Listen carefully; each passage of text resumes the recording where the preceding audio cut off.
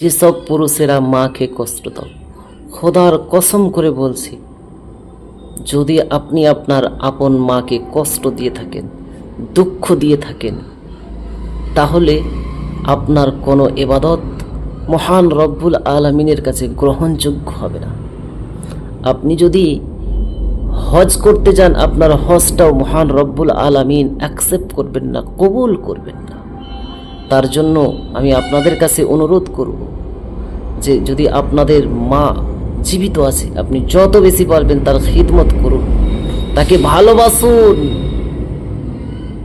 পৃথিবীতে প্রত্যেকটি মানুষ শর্তর জন্য আরেকজনকে ভালোবাসে, আর আপনাকে বিনা শর্তে আপনার মা ভালোবেসেছে। সুবহানাল্লাহ।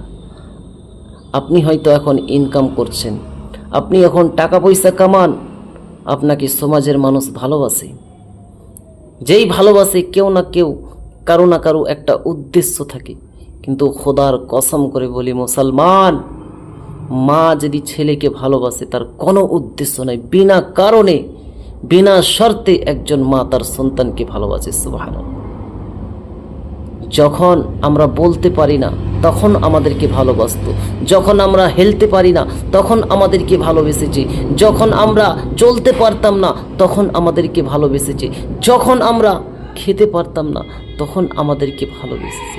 আর বর্তমান সময় কিছু আমাদের যুবক ভাই রয়েছে যারা বিয়ে শাদীর পর নিজের বাবা মাকে মারা পিটাতক করে, নিজের বাবা মাকে এতটাই কষ্ট দেয় যেটা ভিডিওতে সোশ্যাল মিডিয়াতে দেখে কলিজা ফেটে যায়। তার জন্য আমি অনুরোধ করব, ভাইরা আমার, আপনি ভালোবাসুন, মাকে সম্মান করতে শিখুন, বাবাকে সম্মান করতে শিখুন, মা ও বাবাকে আদর করুন, ভালোবাসা দিন, তাদের যত্ন নিন।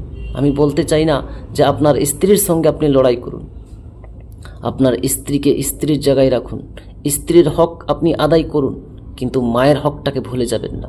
মায়ের হকটাকেও আপনাকে আদায় করতে হবে, স্ত্রীর হককেও আদায় করতে হবে, ভাইয়ের হককেও আদায় করতে হবে, গরিব অসহায়দেরও হক আদায় করতে হবে। সব দিকটাই আমাকে আপনাকে মেনে গুণে চলতে হবে, তবেই আমরা একজন সত্যিকারের মুসলমান, সত্যিকারের নবীর প্রেমিক হতে পারব। তো সম্মানিত শ্রোতাবিন্দু, তাই আমি আপনাদের কাছে অনুরোধ করব, কয়েকটা ভিডিও দেখে আমাকে অনেক খারাপ লাগলো, তার জন্য আজকে আমি ভিডিওটা বানালাম।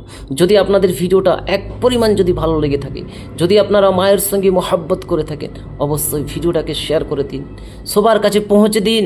যারা এখনও মায়ের প্রতি জুলুম অত্যাচার করছে তারা যেন ভয় করে, তারা যেন আল্লাহকে ভয় করে, তারা যেন মায়ের সঙ্গে বেয়াদবি না করে, তারা যেন মাকে ভালোবাসা দেয়, মাকে যত্ন করে।